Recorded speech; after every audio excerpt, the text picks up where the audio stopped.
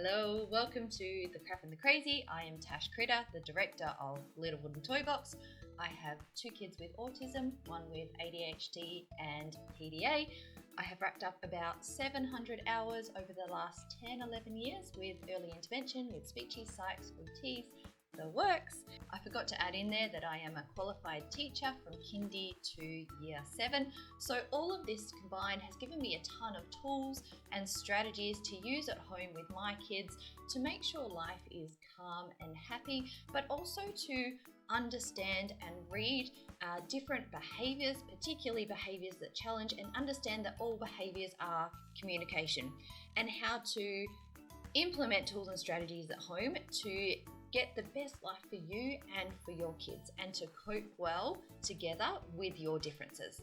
I hope this helps. I hope you enjoyed the episode.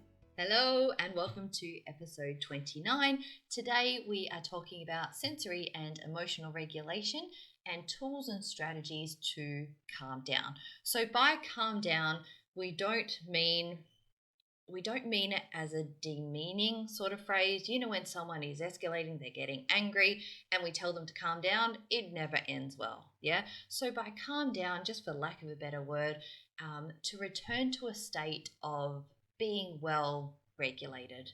Now, last week we covered tools and strategies to get going. So when you're often really sluggish in the morning, particularly after a bad sleep, and it's really hard to get going, or that lag after lunchtime, or arsenic hour between school pickup and then getting ready for dinner and the nighttime routine, they're areas that I in particular find it hard, and I rely on coffee, or have in the past relied on coffee. We can often have something cold, crunchy, cool showers, walk in the rain, flashing lights, screen time will work for some people, exercise. So these were some of the get going strategies. So if you want to go into that in more detail, go and have a look at episode 28, or have a look in our shop for sensory and emotional regulation. We've got a pack there, as well as training options as well, to go into this in more detail. So last week, if you haven't listened to last week's one, go back and do that. I'm not going to repeat the whole spiel at the beginning on understanding emotions and the importance of this, as well as understanding our sensory profiles. I will go over it a little bit, but not in the same amount of detail, because I will bore you to tears if you happen to listen to both.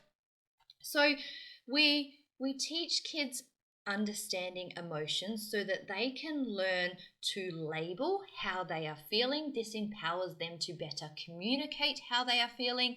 It then also sets them up for success in relationships. So learning how other people are feeling, particularly when they say or do or behave in a certain way, it impacts people around us. So learning about that, and understanding those facial expressions, the body language, the social cues, which so often comes, like, it's very difficult for kids with autism. It takes a lot of intentional teaching and explicit teaching to understand emotions, and to understand themselves as well. So when we understand emotions, we can understand how we feel, particularly when certain triggers come up throughout the day. So this is where emotional and sensory regulation come in. There will be sensory inputs that set us off during the day and or our kids. What sets me off may not be what sets you off, but when you understand your own sensory profile, you have better understanding and empathy for what someone else may be experiencing. And the way you react may be very different from one stimuli. So say nails on a chalkboard is a very typical one where most people will have a physical reaction. Now, you may not then have a full meltdown over that, but someone else may not have that level of understanding, self-control, that ability to regulate their emotions that you do, and it may result in a meltdown. So I guess my point is to spend that time teaching emotions, valuing why we teach emotions, spend that time learning about your own sensory profile, so where your triggers are, and then being aware of days where you are going to be more triggered than others, so high stress days, so that you can put more things in place that keep you calm and regulated. Once you do this and understand how that impacts you and your life, you can better do that for your kids, whether it's your kids, kids in your classroom, kids in therapy, kids in your care. Yeah. And understand that specific tools and strategies, when look, it will take trial and error to get it right as well. Some things that keep you calm will set someone else off. But once you find things that work, then you can put them in place and reduce those big explosive behaviors, those big emotions that often happen towards the end of the day. Yeah, so that is why we keep banging on about sensory and emotional regulation. So today I want to spend a bit more time on the actual tools and strategies, the practical stuff that we can use both for ourselves and kids in our care to help keep calm and regulated. Now, we always want to keep in mind with our kids that yes, they will need us to help them keep calm and regulated, especially when they're younger, but we want to empower and equip our kids to learn to self-regulate. Now, this can be a very long and drawn-out process, and can take years, depending on the kid. Now, these tools and strategies will work on neurotypical people as well, but particularly being aware of them for people with autism, and people with autism or sensory processing disorder or anxiety as well may need or will need more of these things throughout their day to keep them calm and regulated. Yeah. So if you're watching on YouTube, there we go. They're the tools and strategies that we've got to keep calm. So we've got our weighted blankets, weighted vests, weighted toys. For my boy, when he was little, we had pressure clothing. So that's that deep proprioception. I've done a podcast on that. Can't remember which one, but if you want to learn more about that, go and listen to that one. Nature walk. This works really well for me. So when I am feeling overwhelmed, just getting outside with the birds and the crickets and the trees makes me happy and helps me to de-stress and regulate. Hugging a pet, both my kids, as soon as they get home, they'll each go to their rooms. There'll generally be a cat on each bed, and they will have their downtime with the pet. Warm comfort foods are another big one. Swinging or spinning, so often that's stimming behavior. Warm drinks, calm music, soft foods. So we'll often have nights where you sit back, and I've talked about this with my friends as well. You sit back and you look at your food, and it's all just brown and squishy. Like nuggets and chips are like a staple autism diet. Yeah, and in many households. And if you actually look at why, they're all just a neutral color. They are soft in texture. They are the same every time, so there's no surprises like with fruit where, if it's in season, it tastes a certain way. It's a bit more softer than when it's not in season or not ripe. So with a banana, there's a million surprises in a banana. Yes, there is no consistency with bananas. You look at chips and nuggets, they are consistent. You know what you're going to get every time, and there's comfort in that. Yeah. So a big one in our house is making sure the kids are fed straight after school, or in that after school to 5 o'clock period. And if they are well fed, they are so much better from 5 o'clock onwards, and it reduces a ton of those behaviors. And yes, for us, that often looks like my oldest with Weet-Bix right before dinner. So you're in the kitchen cooking. I don't want to be in the kitchen cooking, but you do what you have to do. And they're eating right before dinner. But that is something that I've spent years and years and years getting him to self-regulate, that I'm not going to take away now just because I want him to eat the dinner that I've cooked. Does that make sense? So picking your battles in all of this as well, and finding that compromise between keeping yourself regulated, keeping your kids regulated, keeping your family values what's important to you. Yeah? All right, hot showers. Hot showers are a big one in our house, often used to get going as well as to calm down. Hiding in a dark place, so having a little cubby hole to just time out in, rest in, just decompress, I suppose. So you're limiting the visual, limiting the noise. Noise cancelling headphones are not on this list.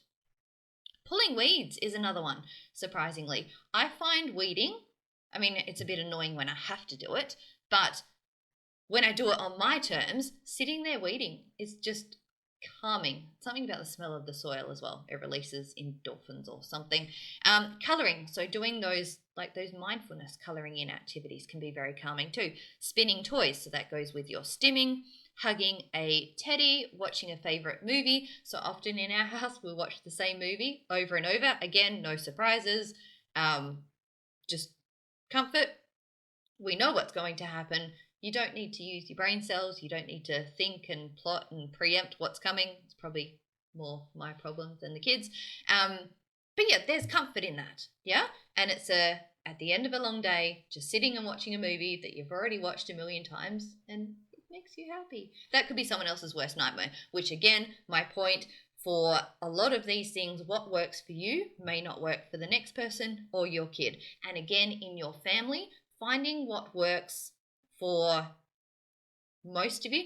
And look, even times it hasn't been what works for most of you, it's what works for the person that's the loudest, that no one else can be calm until they're calm.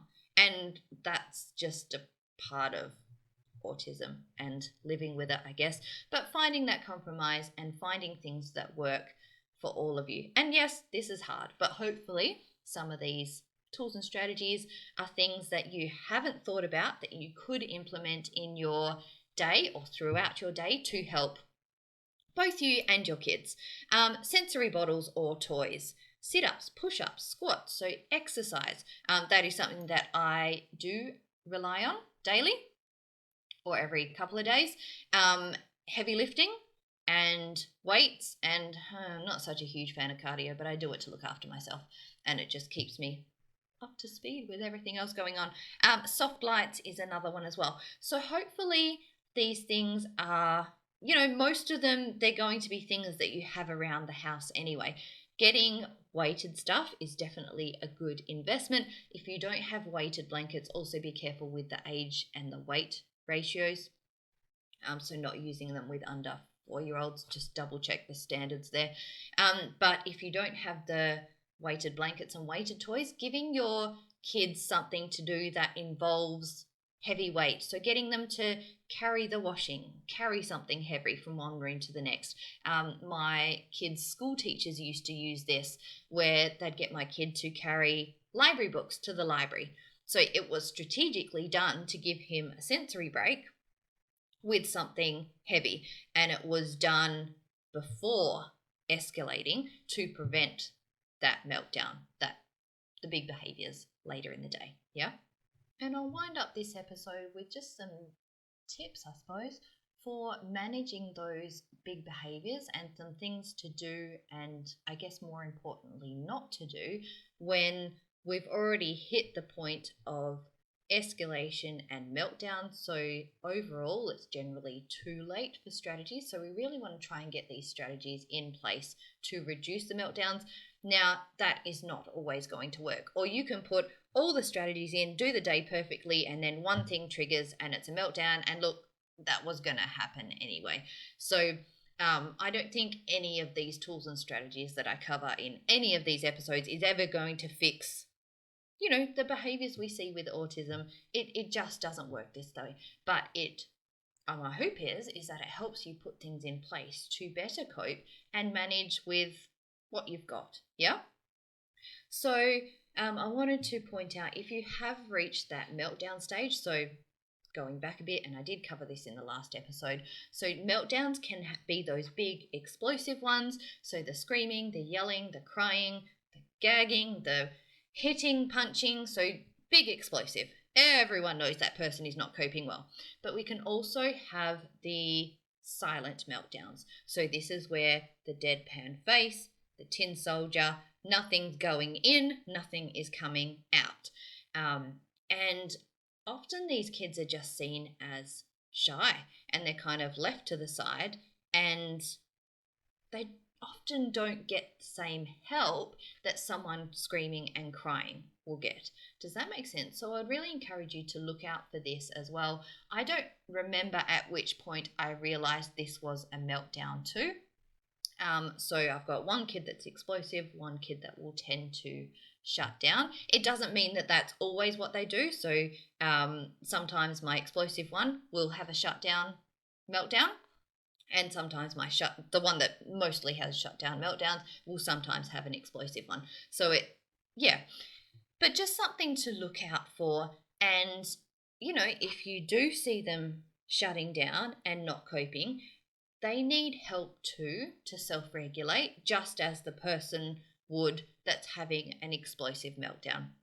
So for that explosive meltdown, limiting what you're saying, be really, I guess, intentional as well about how you communicate with them. So say that headphones work well when someone has hit their limits, they're having a meltdown. You're not going to sneak up behind the person and chuck some headphones on them. Yeah, you're going to do it in front of them. I would be careful with someone having a meltdown touching them. It may not end well for you. They may lash out. If you are okay, or if they're okay for you to touch them, not a light touch. I would encourage a decent touch, so you're not coming up and scaring them. Light touches can be really irritating. And look, that's not a given rule for everyone. But talking through what you're doing, can I put headphones on you? And also not expecting a response. So there's often, once you've hit the meltdown stage, there's not a lot going in or out. That person is not coping. They are not able to process what you are saying. As a general rule, it is definitely not the time to talk about behaviors. It is not the time to reason. Your goal with someone having a meltdown is to get them to a point where they're self-regulated. That should be your only goal. There's no point having any other goals at this stage. So we want to, if we can, remove them from whatever has set them off, whether that's a busy environment.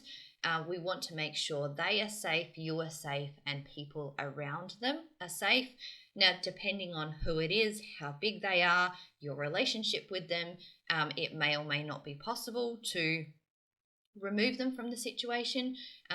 If you can find a cubby kind of closed in, dark area, or limit the lighting. So turning the lights down, turning the sound down. So these are all sensory inputs that we can, in most cases, control, at least to some level, to help this person de-escalate. Now, meltdowns don't always end in someone then coming back to calm. They'll often end in exhaustion and falling asleep. And I would also encourage you, so all of these things that I've just mentioned that are probably a bit more obvious for someone that's having a big, loud meltdown, I would do the same for someone having a silent meltdown. So just because they're quiet doesn't mean that they can still communicate with you. So to remove them from the situation, remove as much as you can, and as much as you can control the noise, the sound, whatever has set them off, help them to de-escalate. We're always trying to, depending on the person's age and ability, teach them to self-regulate. Probably not a great teaching moment during the meltdown, but to talk through quietly what you are doing, whether it's the headphones or let's find somewhere quieter to sit. Your voice as well is a great tool for either helping someone calm down or adding to their sensory overload. So meltdown happens when we're emotionally overloaded or sensory overloaded. Now your voice, as much as it's probably, I don't know whether it's instinct, but if you watch other people, they'll tend to, maybe it's stress. I would say it's probably stress. So when we're stressed and we're taking on board the screaming and how someone else is behaving, we can then very easily, if we don't stop and think and breathe, and if we're not well regulated as well, we can join their level. Yeah. So I would encourage you, if someone, and if you're dealing with this day in, day out, you're going to manage it sometimes better than others, but to try and keep your voice slow and controlled. So notice if you begin to go up a few octaves, if you begin to talk a bit faster, if you're trying to reason with the person and trying to prove your point, these things are not going to help. So to be calm, collected as much as possible, and again, this will help if you've got things throughout your day to help manage your emotional regulation. And then at the end of the day, so this can often look like, I've timed it with my kids before, up to 9 hours later. So they are not ready to talk about what happened. Often during those big meltdowns, they shut out and stop processing anyway. They often have no memory of that. So talking about behaviours that happened then are not going to be productive at all. There's often a lot of shame and embarrassment around that. That really sucks to watch with your kids, but something to be aware of. So, you know, if you feel that's something you need to talk about, behaviors that happen, be aware that they may not remember that, and going over that may cause more damage than good. I would encourage you to focus on those tools and strategies throughout the day, but talking through why you do them. So keeping in mind to teach your kids and enable and empower them to implement these strategies themselves, so that when they're adults, when they move out of home, they have got things that they know work for them, and they do it strategically to stay calm. I think every single human being on the planet would be better off if they knew how to do this. So yeah, learning how to do this for your kids, but also teaching them to be able to do it for themselves. I'm going to stop talking now. Pretty sure I've made my point, and I will talk to you next week. See ya.